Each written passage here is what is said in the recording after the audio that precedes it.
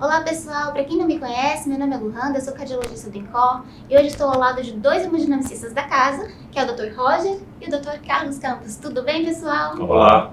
Tudo bem? Sabemos que após uma angioplastia coronária com stent farmacológico, se torna imperativa a dupla antiagregação nos nossos pacientes para prevenção de trombose de stent, infarto e eventos cardiovasculares. No entanto, isso traz consigo um risco de sangramento que não é desprezível e pode atingir até 40% em pacientes submetidos à intervenção coronária percutânea. Diversos estudos foram realizados pensando em reduzir o tempo de dupla antiagregação plaquetária com diversos antiagregantes também, a fim de chegar a um equilíbrio entre risco de sangramento e risco trombótico. Hoje eu trouxe para vocês o estudo STOP-DAPT-2, que é um estudo que avalia o clopidogrel nesse cenário, haja vista que é um antiagregante muito utilizado. Dr. Carlos, poderia falar para a gente sobre o desenho do estudo? Exatamente. Então, o estudo STOP-DAPT-2 foi um estudo randomizado, prospectivo, de não inferioridade. Um estudo que randomizou 3.000 pacientes, tá? 1.500 em cada grupo. Os pacientes recebiam um tipo de stent farmacológico, um stent farmacológico de última geração, com polímero permanente, mais um fluoporímero biocompatível. Tá? Então, todos os pacientes foram tratados com esse mesmo stent. 1.500 receberam, após receber o stent, AS e clopidogrel por um ano. Outros 1.500 pacientes receberam AS e clopidogrel por um mês e depois disso foram mantidos somente com clopidogrel. Então, foi um estudo de monoterapia após um mês de dupla terapia. Não é um estudo de monoterapia desde o início. Eu acho que é importante a gente ressaltar esse ponto. Exato. Então, esse estudo foi conduzido exclusivamente no Japão, tá? Incluiu pacientes de relativa... A complexidade desses pacientes era relativamente baixa, tá? Então, os pacientes tinham baixo risco de eventos isquêmicos após a realização da angioplastia, tá? Pacientes relativamente jovens, idade média perto de 68 anos. A grande maioria dos pacientes tinha doença arterial coronária estável, baixa complexidade anatômica, um syntax score em torno de 8 pontos. Quando eles avaliaram esses pacientes para risco de trombose, um score de risco de trombose baixo, tá? Então é importante a gente ressaltar que os pacientes incluídos tinham baixo risco de eventos isquêmicos, tá? E a outra questão também é que temos tanto pacientes crônicos quanto agudos, com o maior número de pacientes crônicos. A gente sabe que são duas doenças completamente diferentes, cujo risco trombótico de uma síndrome coronária aguda é muito maior, né? Perfeito, exatamente. Então, a grande maioria nesse estudo eram realmente pacientes com DAC estável, tá? Um outro ponto importante é que é estudo exclusivamente no Japão. Então, a gente sabe que os pacientes asiáticos podem ter um comportamento biológico um pouco diferente de nós aqui ocidentais. Isso é um ponto que é importante a gente ressaltar. E outro dado importante... Principalmente no que diz respeito à resposta ao clopidogrel. Exatamente, principalmente em relação ao respeito ao antiagregante plaquetário, né? Então, também é um ponto importante que a gente precisa ressaltar nesse estudo. Também a prática intervencionista no Japão é um pouco diferente da nossa realidade, tá? Então, o uso de imagem, ultrassom ou OCT para implantar stent nesses pacientes foi altíssimo, perto de 98%. Aqui no Brasil a gente não tem um dado preciso, mas o uso de imagem para guiar a intervenção é perto de 4%, uma estimativa, tá? Então, foram tratados pacientes com baixa complexidade e com grande uso de imagem. Então, é uma prática que eu considero excelente, mas pode ser um pouco diferente da nossa realidade. A realidade brasileira, o uso de imagem é bem menor. E a gente sabe que implantar stent guiado por imagem, a gente reduz significativamente a taxa de eventos dos pacientes, tá? Um cenário ideal, né? Exato. Isso que o Carlos comentou é muito importante, porque você fazer uma angioplastia hoje guiado por imagem, já tem meta-análises, estudos que mostram diminuição de mortalidade, diminuição de eventos isquêmicos como trombose tardia ou subaguda de stent também. Então, realmente é uma prática que é comum no Japão. Fora de cenários de estudos, eles já fazem 80% de imagem na rotina deles. É a rotina deles, exatamente. É corriqueira, não é aqui que a gente tem que pedir para ter imagem, convênio liberado. Exato, e não foi só porque foi feito nesse estudo, né? Foi feito um estudo. Sempre. Foi feito, na rotina deles, eles usam já 80% de Olha imagem. que interessante. Perfeito. E, então, levando isso em conta, tá? Usar somente um mês de dupla antiagregação seguido de monoterapia com clopidogrel foi não inferior para eventos isquêmicos. Então, para mortalidade, perto de 1%, infarto, perto de 1%, trombose de stent, inferior a 0,2% e comparável entre os dois grupos, AVC, menos de 1%. A grande vantagem dessa terapia dupla encurtada nessa população específica foi para sangramento. Então, sangramento maior foi muito reduzido com essa monoterapia com clopidogrel após um mês, 0,4% de sangramento maior com a monoterapia com clopidogrel e 1,5% de sangramento maior quando a gente mantém esse paciente com dupla antiagregação por um ano. O P para a ocorrência desse evento foi altamente significativo. Tanto para não inferioridade, quanto atingiu também P para superioridade. Superioridade, se não me engano, né? Isso também. Para sangramento, não foi isso? Para sangramento e para desfecho isquêmico. Certo. Não, para desfecho isquêmico não. Para sangramento. Para sangramento. Para sangramento. Então, o que o estudo mostra é que para desfecho isquêmico ele é equiparável, então você dá a monoterapia encurtada, não expõe o paciente ao risco de evento isquêmico, então é seguro e reduz desfecho hemorrágico. E foi superior em sangramento. Em sangramento. Esse assunto, desculpa, Luanda, esse assunto é muito atual e muito importante, porque, como você mesmo disse no início, você equilibrar o risco de isquemia e o risco de sangramento é muito difícil hoje na prática atual. Antigamente a gente não tinha muito essa preocupação. Antigamente a gente testava um monte de antiagregantes plaquetários, né, inclusive antiagregantes diretos, né, inibidores de P2B3A, tipo apiximab e tirofiban, e a gente não tinha nenhuma preocupação maior com o aumento do risco de sangramento, e a gente não entendia muito bem por que esses antiagregantes mais potentes eles não tinham uma performance melhor em diminuição de desfecho. E ao longo do tempo a gente foi entendendo que o sangramento é extremamente mórbido. Alguns tipos de sangramento, por exemplo, sangramento gastrointestinal, após uma síndrome coronariana aguda, ele mata tanto quanto um reinfarto.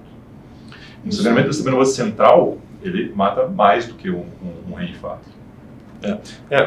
Exatamente, isso é um dado muito importante. A nossa preocupação, quando a gente começou a utilizar esse stent farmacológico, era uma preocupação muito focada em reduzir trombose. Né? Exato. Então, era sempre aumentar o antiagregante plaquetário, a discussão era 1 ou 2 anos. E hoje a gente ficou muito claro a importância prognóstica do desfecho hemorrágico. O paciente sangrar, ter um infarto, tem um impacto prognóstico semelhante de forma geral, mas se o paciente sangrar e precisar de transfusão, é um paciente que morre mais do que o paciente que tem um infarto. Então é importante a gente conseguir balancear o risco isquêmico e o risco hemorrágico. E esse estudo traz alguns dados interessantes nesse sentido. Exato. É muito interessante, mas como eu falei no início, né, temos pacientes tanto crônicos quanto agudos, são pacientes bem diferentes. E aí, pensando nisso, né, o estudo recebeu algumas críticas, né, inclusive por conta desse dado, e foi desenhado um estudo só com pacientes agudos. Eu gostaria que você falasse um pouquinho pra gente sobre esse estudo, que foi o STOP-DAPT-2 só com paciente agudo, Roger. Essa pergunta precisa ser respondida, né? Como a gente está comentando, são dois pacientes diferentes, são pacientes que têm síndrome estável, usualmente ele tem um risco de isquemia, né? Um risco de evento isquêmico pós-procedimento muito baixo, e o paciente com síndrome coronariana aguda, ao contrário do paciente com síndrome estável, ele não tem esse risco de evento tão baixo assim. Exato. Então eles desenharam o estudo STOP-DAPT-ACS, focado no paciente com síndrome coronariana aguda, que foi um estudo negativo. O tempo de dupla antiagregação curto, 1 a 2 meses, ele foi inferior ao tempo de antiagregação usual, de 12 meses. Ele não atingiu a não inferioridade. Ainda teve um aumento discreto de trombose de eventos no grupo que usou a short-DAPT. Né? Então, realmente, no perfil de pacientes com síndrome coronariana aguda, assim como estão os guidelines, o guideline europeu de 2023, que deixa claro, né, que o tempo ótimo de DAPT nesse perfil de paciente ainda são 12 meses. Eu acho que pode ficar para uma próxima discussão, que é a população específica dos pacientes com alto risco de sangramento, que é uma população um pouco diferente dessa população que a gente está discutindo hoje. A gente está falando de um paciente de menor risco, então Exatamente. eu acho que é uma discussão dedicada que a gente pode ter um outro dia, né? Com certeza. Agora, do ponto de vista prático, o que vocês acham? O que a gente pode tirar de lição para a nossa prática clínica, já que tem alguns pontos desse estudo que são bem diferentes da nossa realidade, mas para a nossa realidade aqui, o que vocês pensam que a gente pode tirar de lições práticas para nosso paciente que faz uma intervenção com estentes farmacológicos atualmente? Primeiro, Luanda, porque a Luanda é a clínica, é a chefe, é a que manda no hemodinamicista. Ah, meu Deus do céu, quem me dera. Bom, vamos lá. Eu penso que no cenário atual, né, a gente precisa ter isso em mente. Tem que separar paciente crônico de paciente agudo, apesar dos estudos atualmente misturarem, né, os com short DAPT. Acho que foi muito bom a gente ter tido esse estudo negativo com pacientes agudos pra gente, porque ficou muito claro que o primeiro Stop DAPT 2, né, que tinha essa mescla, o resultado foi positivo, muito puxado pelos pacientes crônicos. Então eu penso que, extrapolando para a prática, a gente poderia, assim, num paciente crônico, que vai fazer uma angioplastia letiva, né, com alto risco de sangramento, mas com baixo risco trombótico, a gente poderia, assim, abreviar a DAPT para um mês, seria seguro, com clopidogrel, né? Eu não vejo problema nesse quesito. Mas com pacientes agudos, eu já não assumiria essa conduta. Pensando só no Stop DAPT 2, né, eu acho que é aquele jargão que nós sempre usamos, né? Você tem que individualizar a terapia especificamente para o seu paciente. Eu acho que esse estudo ele demonstrou que em pacientes com baixo risco de isquemia, certo? Com anatomia coronariana pouco complexa. Pouco complexa, exato.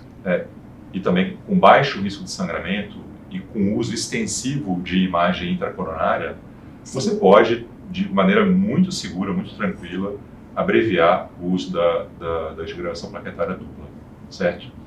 Eu acho que abreviar para 30 dias, apesar do estudo ter demonstrado que é seguro, eu acho nesse perfil de paciente desnecessário. Eu acho que 3 meses poderia, isso eu estou falando da minha prática clínica, certo?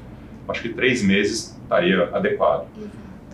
Agora, o estudo permite que você, nesse perfil selecionado de pacientes, você use somente 30 dias e mantenha o clopidogrel a longo prazo ao invés do AS, certo? Sim.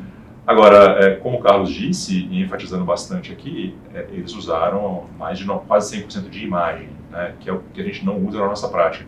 E muitas vezes a gente não usa não é porque a gente não quer usar, muitas vezes não está disponível a imagem para a gente utilizar. Então, por isso a gente tem que ser um pouco mais cauteloso no nosso dia a dia, enquanto no intuito de tomar essa decisão de abreviação da DAPT. Exato. Eu concordo com você, né? Eu estava falando com relação ao estudo Stop DAPT, eu vejo que há uma segurança, né, em manter essa DAPT por um mês, mas na minha prática clínica, realmente, eu acho meio too much a gente fazer um mês de DAPT, né? Eu acho que 3 meses é um tempo razoável, né, para o paciente ficar duplamente agregado e você conseguir ali uma equipose entre risco de sangramento e prevenção de eventos isquêmicos, né, nos pacientes crônicos, obviamente, e com todas essas ressalvas, né, o paciente com baixa complexidade anatômica, porque o que a gente encontra muitas vezes é um paciente que tem tanto risco isquêmico elevado quanto risco de sangramento elevado, e aí como é que a gente sai dessa, Exato. né? E essa é uma discussão que o Carlos propôs, né, da gente fazer no paciente com alto risco de sangramento, que é um paciente muito mais complexo. Exato. E a outra questão é que foi publicado também recentemente o Stop DAPT 2, segmento de 5 anos, que mostrou, né, que comparou ali já com os pacientes crônicos, né? Então, no longo prazo, entre aspirina e clopidogrel, o clopidogrel foi superior com relação a prevenção secundária de pacientes com doença coronária agora crônica, né? Então, fica aí mais uma opção de antiagregação para ad eterno nos nossos pacientes. É um hábito que a gente não tem, né? A gente sempre tem o hábito de manter o AS em longo prazo, né? E esse estudo mostrou que o clopidogrel ele é mais interessante, mais seguro do que o AS, né? Mas eu acho também que a gente devia parar por aqui, né? Senão a gente vai começar a misturar muito os estudos. A gente vai dar spoiler. Exatamente, dar spoiler de uma nova discussão no futuro. Exato, perfeito. Concordo com vocês, fica para ser nos próximos capítulos, é isso? É isso aí. Discussões mais aprofundadas desse tema. Acompanha a gente, pessoal. Tchau, tchau. Um abraço.